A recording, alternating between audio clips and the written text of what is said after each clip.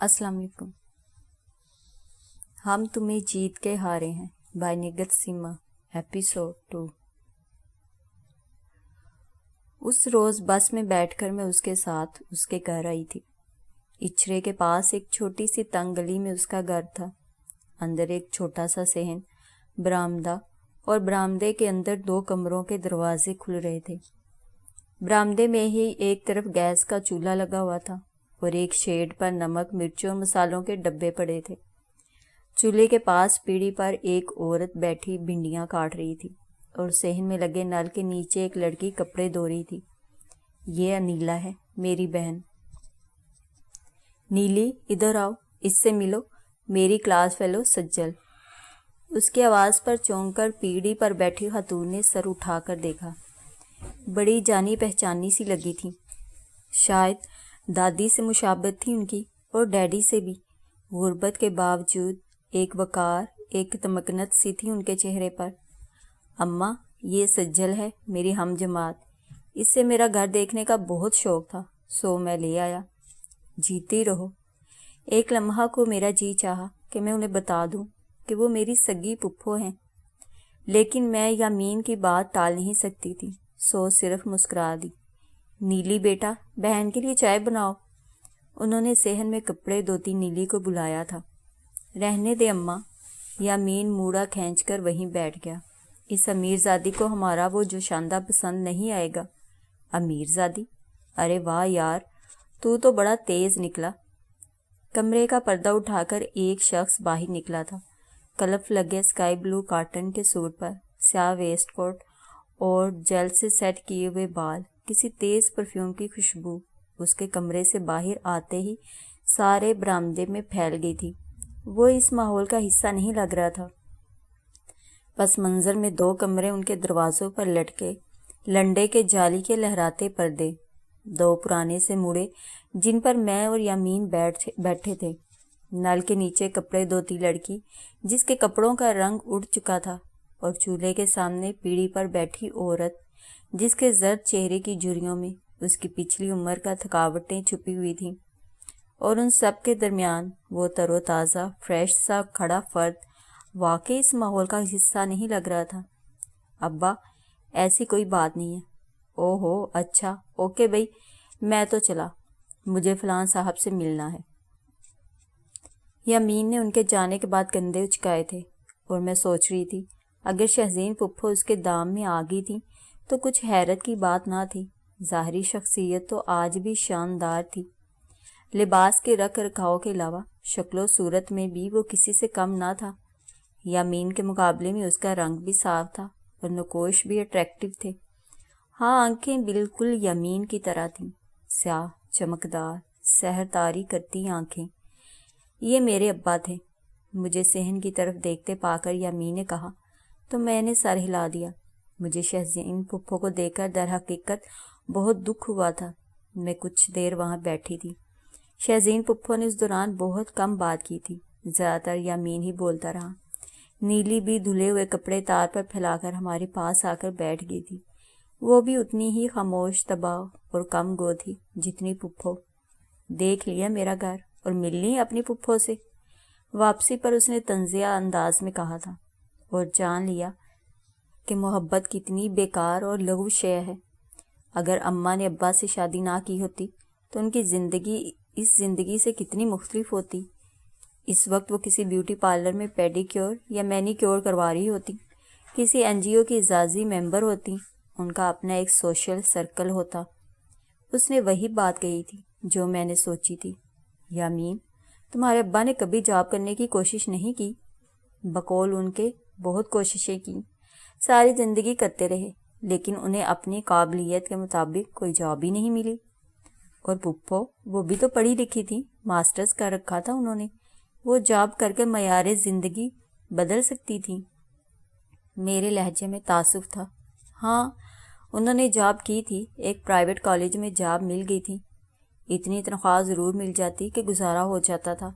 लेकिन फिर यूं हुआ कि जब मैं 11 साल का हुआ तो अम्मा को टीबी हो गई। क्या? मैं चौंकी। है ना 18वीं सदी की हीरो हीरोइनों वाली रोमांटिक बीमारी।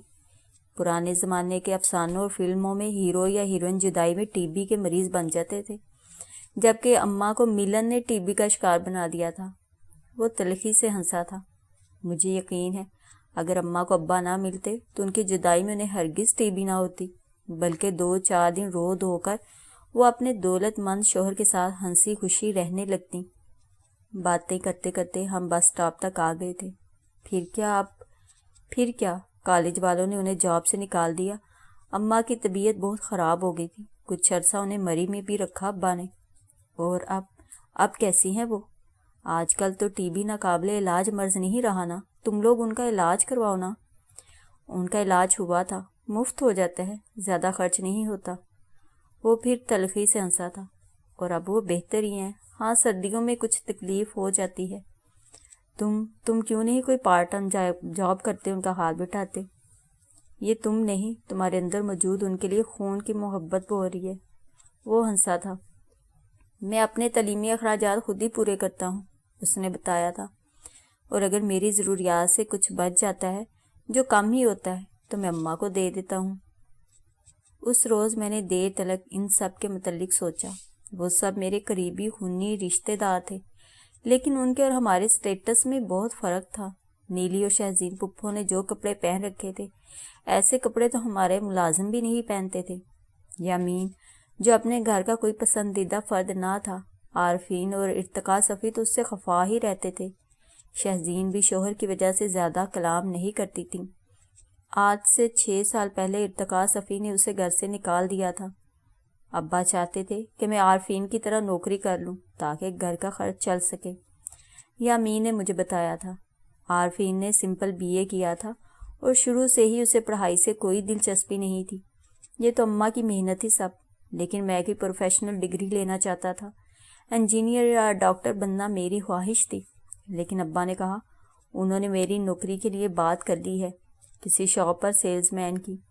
ان دنوں اماں کی طبیعت پھر خراب تھی اور صرف عارفین کی تنخواہ میں ان کی دوائیاں، گھر کا خرچ پورا نہیں ہو سکتا تھا۔ میں نے کہا تھا کہ وہ خود کیوں کام نہیں کرتے، ہٹے کٹے تو ہیں، اور یہ کہ مجھے تو پڑھنا ہے۔ اس پر انہوں نے مجھے مارا اور گھر سے نکل جانے کو کہا۔ میں 17-18 سال کا تھا اور اتنا باشعور بھی نہیں تھا۔ میں گھر سے نکل آیا اور مجھے انکل داؤد مل گئے۔ انکل داؤد کو میں نے 2-3 بار ابا کے ساتھ دیکھا تھا، وہ بھی اسی پارٹی میں تھے جس میں ابا، لیکن وہ ہوشیار آدمی ہیں، انہوں نے ہمیشہ فائدے اٹھائے۔ وہ مجھے ساتھ لے گئے۔ میں 2 سال ان کے ساتھ رہا۔ بغاوت کے جراثیم میرے اندر انہی 2 سالوں کے دوران پیدا ہوئے تھے۔ پھر عارفین مجھے آ کر لے گیا اماں کے کہنے پر۔ وہ بیمار تھیں، میں آ گیا، لیکن سر داؤد سے میرا رابطہ رہتا ہے۔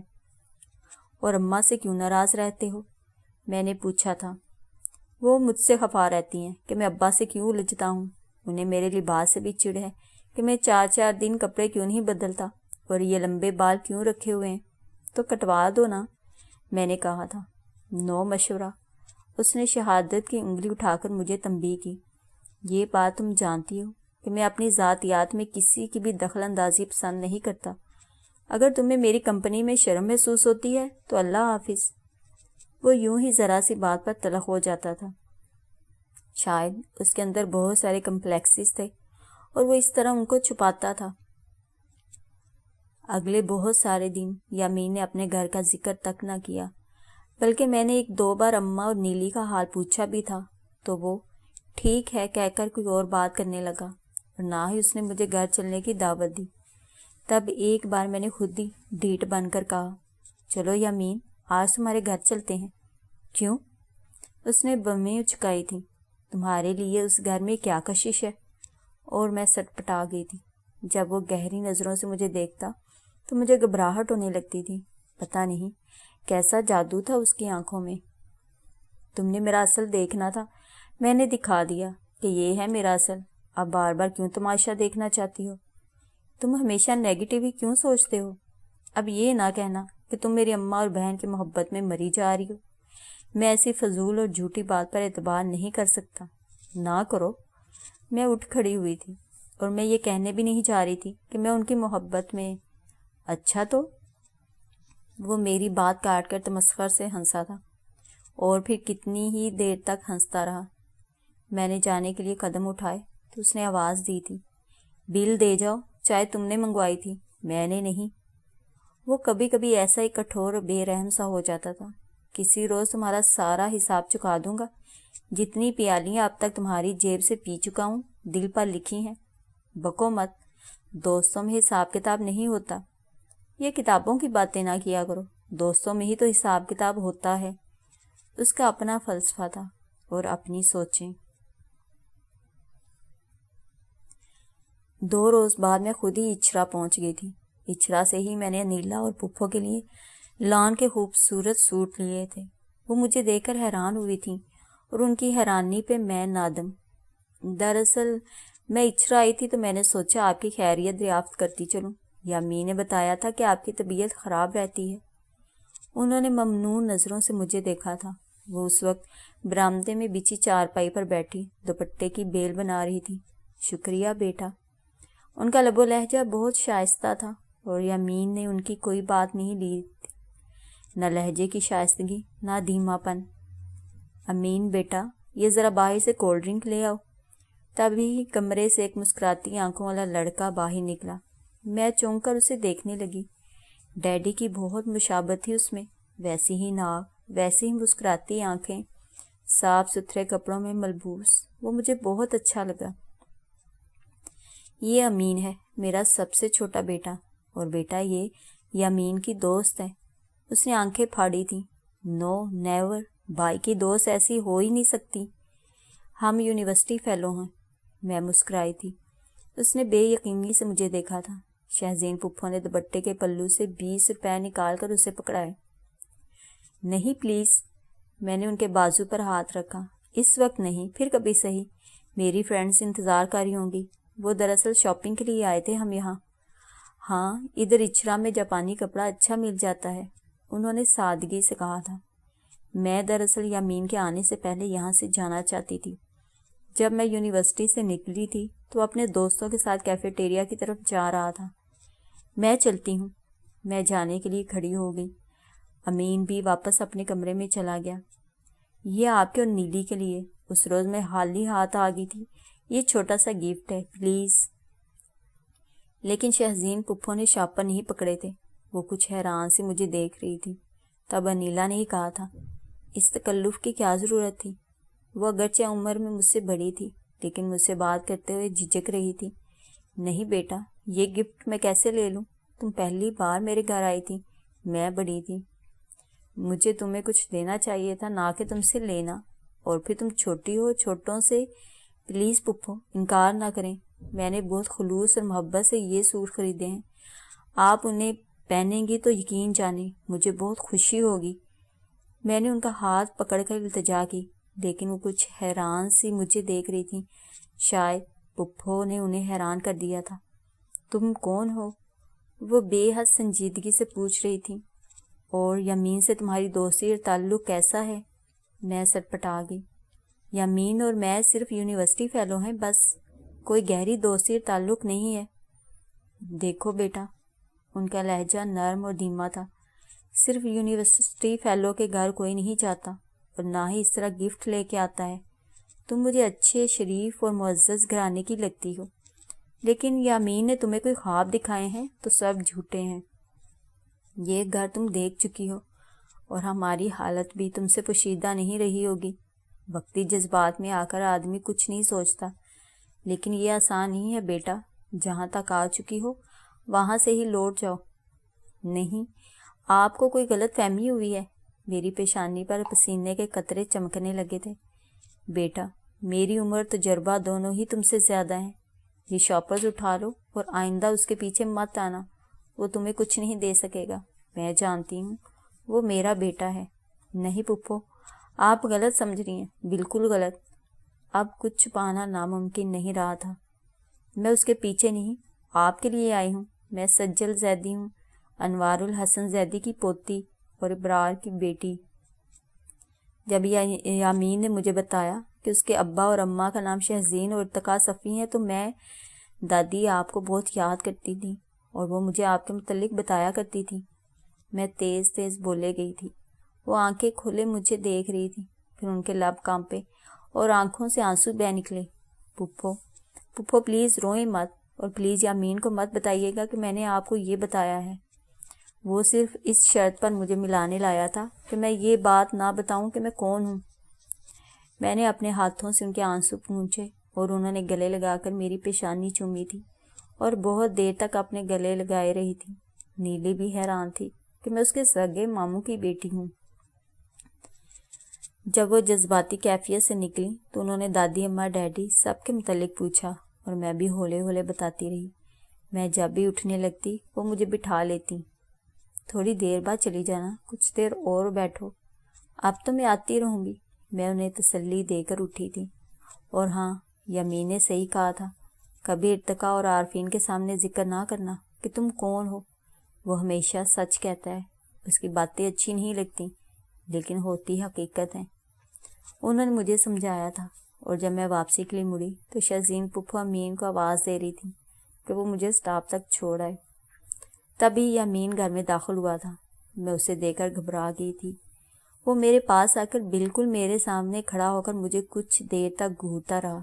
پھر اس نے چارپائی پر پڑے شاپرز کو کھول کر دیکھا۔ یہ سجل گفٹ لائی ہے ہمارے لیے، نیلی نے سہمی سہمی آواز میں بتایا۔ تو یوں کہو ہمدردی کا بخار چڑھا ہے۔ تمہاری یہ دیے ہوئے سوٹ کتنے عرصے تک میری ماں اور بہن پہنے گی، اور کب تک ہمدردی کرتی رہو گی تم ان سے؟ جاؤ جو ان کپڑوں کو لے جاؤ، ہم اپنی گدڑی میں مگن اور مست ہیں۔ اس کی آواز اچھی خاصی اونچی تھی۔ امین بھی آنکھیں ملتا ہوا کمرے کے دروازے پر آ کر کھڑا ہوا تھا۔ اور یہ تم گھر پر کیا کر رہے ہو؟ کالج نہیں گئے؟ میں نے کیا سمجھایا ہے تمہیں کہ بلا وجہ چھٹی؟ وہ امین کی طرف متوجہ ہو گیا تھا۔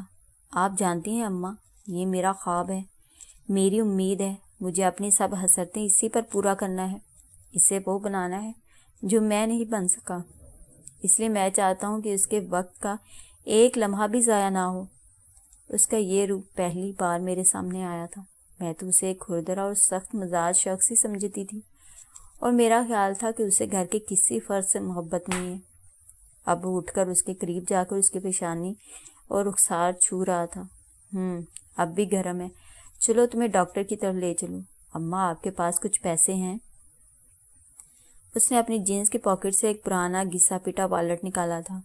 میرے پاس صرف 120 روپے ہیں، اب پتہ نہیں ڈاکٹر کتنی دوائیاں دے دے۔ اور کچھ نہیں بھائی، حرارت ہو گئی ہے، اماں نے جو شاندہ بنا دیا تھا اور حکیم صاحب نے پڑیاں بھی دی تھی، شام تک ٹھیک ہو جائے گا، جاؤ آرام کرو۔ اچھا میں چلتی ہوں۔ میں نے قدم اٹھایا۔ یہ اپنی مہربانیاں بھی لے جاؤ، اور آئندہ اس طرح کی ہمدردی کی ضرورت نہیں ہے۔ یامین بیٹا، وہ اتنے خلوص اور محبت سے لائی ہے اور تم مسلسل اس کی توہین کر رہے ہو۔ اماں آپ؟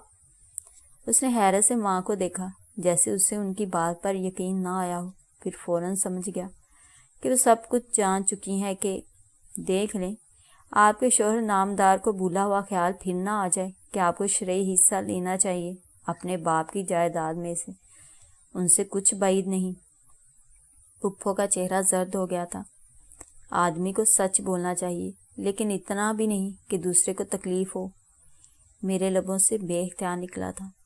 تب ایک وسیلی نظر مجھ پر ڈال کر وہ ماں کی طرف متوجہ ہو گیا تھا۔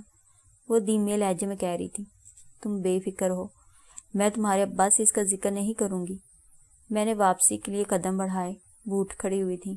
نہیں پھپھو، پلیز آپ بیٹھیں۔ میں نے ان کے ہاتھوں کو اپنے ہاتھوں میں لے کر دبایا اور تیزی سے چھوٹا سا صحن پار کر کے دروازے سے باہر نکل گئی تھی۔ میں اپنے دھیان میں مگن اسٹار پر کھڑی بس کا انتظار کر رہی تھی جب مجھے اپنے پیچھے سے اس کی آواز آئی، ناراض ہو؟ میں نے مڑ کر دیکھا اور نفی میں سر ہلا دیا۔ میرے خیال میں ہمارے درمیان ایسا کوئی رشتہ نہیں ہے کہ میں تم سے ناراض ہو جاؤں۔ تم نے جو کیا ٹھیک تھا۔ یار میں بھی کیا کروں، کبھی کبھی حد سے گزر جاتا ہوں، سوری۔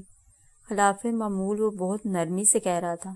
میرے اندر اتنا غصہ اور اتنی ناراضی ہے کہ کبھی کبھی میرا جی چاہتا ہے کہ میں ساری دنیا کو توڑ پھوڑ کر رکھ دوں۔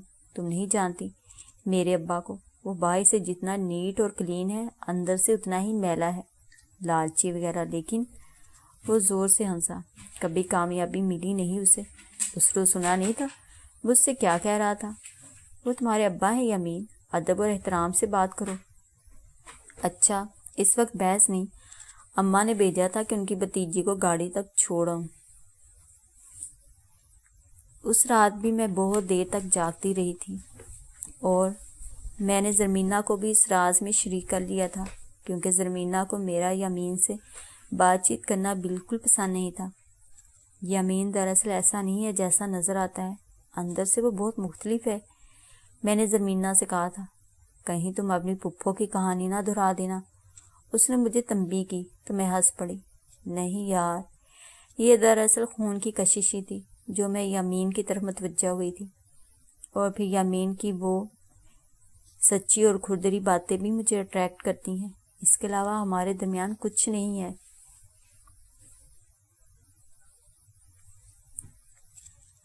اماں آج پوری رات نہیں سوئیں۔ صبح یامین نے مجھے بتایا تھا ان کی طبیعت کچھ خراب تھی، پھر کھانسی بھی آتی رہی۔ میں چلوں تمہارے ساتھ انہیں دیکھنے؟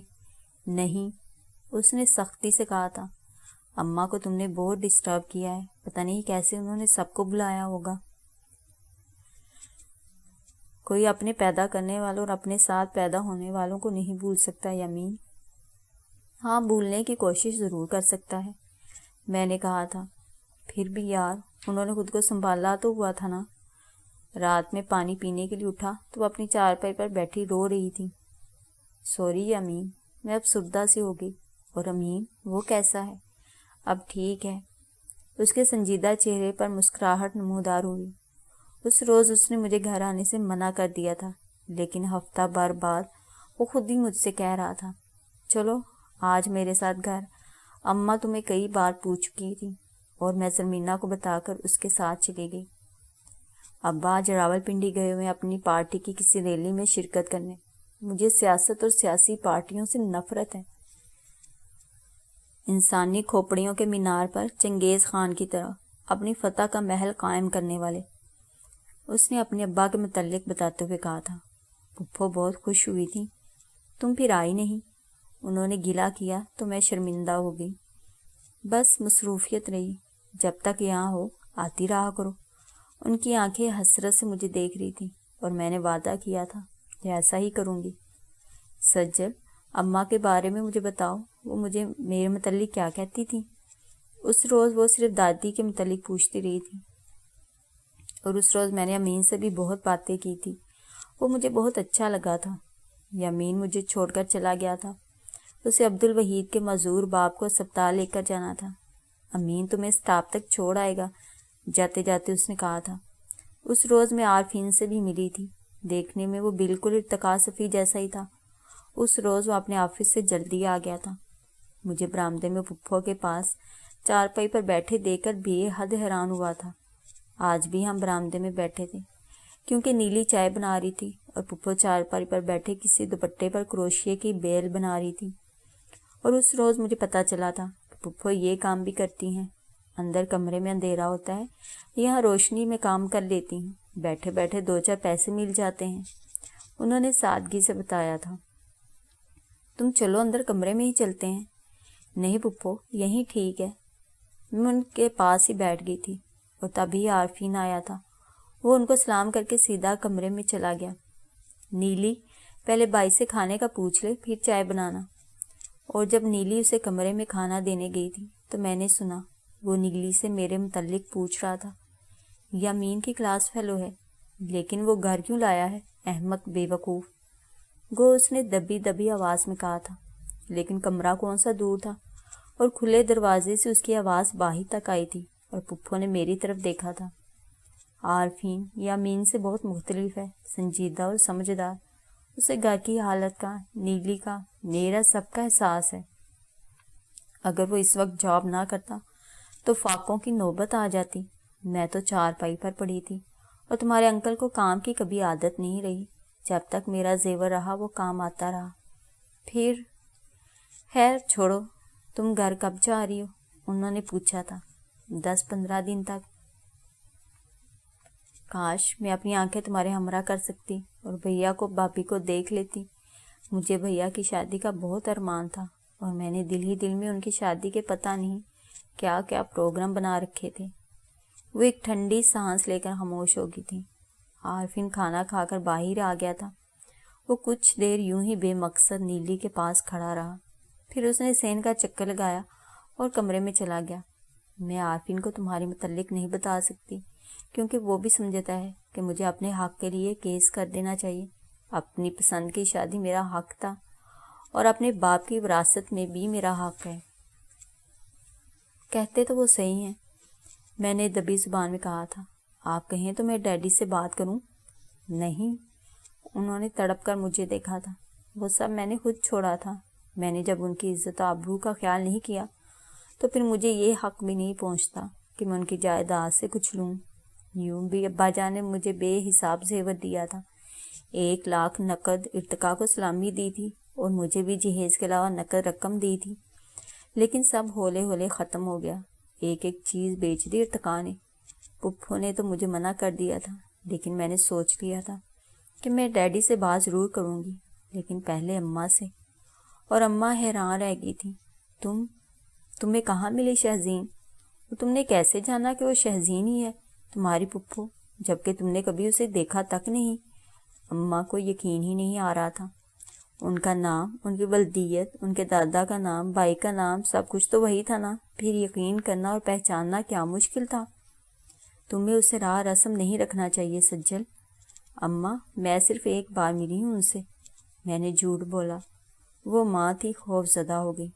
اماں، وہ بہت اچھا لڑکا ہے اور سب سے چھوٹا تو بالکل ڈیڈی جیسا ہے۔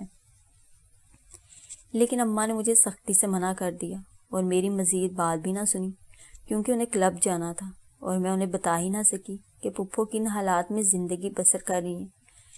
لیکن اگلی بار جب میں پریویس کا فائنل دے کر گھر آئی تو میں نے ڈیڈی کو بتایا، ڈیڈی، آپ کو پتہ ہے شہزین پپھو کو ٹی بی ہے اور ان کے مالی حالات بہت خراب ہیں۔ اور لقمہ منہ کی طرح لے جاتے ڈیڈی حیرت سے مجھے دیکھنے لگے۔ اماں نے مجھے گھورا تھا، لیکن اس لمحے میں نے اماں کی طرف دیکھا ہی نہیں اور اطمینان سے چاول اپنی پلیٹ میں ڈالتے ہوئے بتاتی رہی۔ حالانکہ میں ڈیڈی سے بہت بے تکلف نہیں تھی، لیکن کھانے کی ٹیبل پر ہمیشہ ناشتہ، لنچ اور ڈنر کرتے ہوئے ان سے بات چیت ہو جاتی تھی۔ میری بات سننے کے بعد انہوں نے وہی اماں والی بات کی تھی، تمہیں وہ کہاں مل گئی؟ اور میں نے انہیں یمین کے متعلق بتایا تھا۔ ڈیڈی، کیا ایسا نہیں ہو سکتا کہ آپ انہیں معاف کر دیں؟ اور نہیں، انہوں نے سختی سے کہا تھا، جو رشتے ٹوٹ جائیں پھر وہ نہیں جڑتے۔ یہ کوئی کلیہ تو نہیں ہے ڈیڈی، اگر کوئی جوڑنا چاہے تو جڑ بھی سکتے ہیں، اور پھر خون کے رشتے ٹوٹنے سے بھی نہیں ٹوٹتے، آپ انہیں معاف کر دیں۔ کیا اس نے تم سے ایسا کہنے کو کہا ہے؟ انہوں نے اینک کے شیشوں کے پیچھے سے مجھے گھورا تھا۔ نہیں، وہ تو آپ سے اتنی شرمندہ ہے کہ کبھی نظر نہیں ملا سکتی، آپ کا سامنا نہیں کر سکتی۔ سجل، ان کا لہجہ سخت ہو گیا تھا، میں اب تمہارے منہ سے ان کا ذکر نہ سنوں۔ جی ڈیڈی، میں ان کا ذکر نہیں کروں گی، لیکن ڈیڈی ان کے حالات بہت خراب ہیں، آپ ان کا حق تو انہیں دے دیں، شرن جو حق بنتا ہے۔ ہمارے پاس اتنا کچھ ہے، ہمارا اپنا حصہ ہی ہمارے لیے کافی ہے، تو پھر ہم ان کا حق کیوں ماریں؟ ڈیڈی نے پورے تحمل سے میری بات سنی تھی۔ اور یہ بات تمہیں شہزین نے کہی ہے؟ خدا کی قسم ڈیڈی، ایک بار بھی نہیں، نہ ہی پپھو نے، نہ یمین نے۔ یہ تو مجھے خود خیال آیا تھا کہ اس زمین جائیداد میں جو ہمارے پاس ہے ان کا بھی حق ہے۔ وہ اپنا حق لے چکی ہیں، جہیز اور زیورات کی شکل میں۔ میرے لبوں سے بے اختیار نکلا تھا، نہیں، زمین اور جائیداد میں بھی۔ ان کی شادی کے 3 سال بعد ہی خود ابا جان شرن جو ان کا حق بنتا تھا اس کا تخمینہ لگا کر نقد رقم ارتقا کو دے دی تھی، جو تقریباً 15 لاکھ روپے بنی تھی، اور تب 15 لاکھ روپے کی بھی کوئی اہمیت تھی۔ ارتقا آیا تھا لینے ابا جان کے پاس۔ 15 لاکھ؟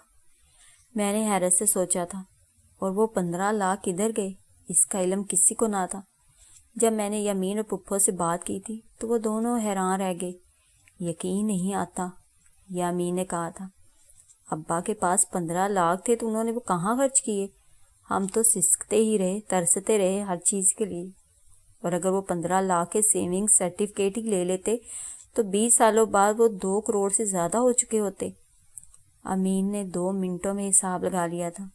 نیلی آپا کی شادی دھوم دھام سے ہوتی، ہم سب۔ اور یمین نے اسے ٹوک دیا تھا، نیلی کی شادی اب بھی دھوم دھام سے ہوگی انشاءاللہ۔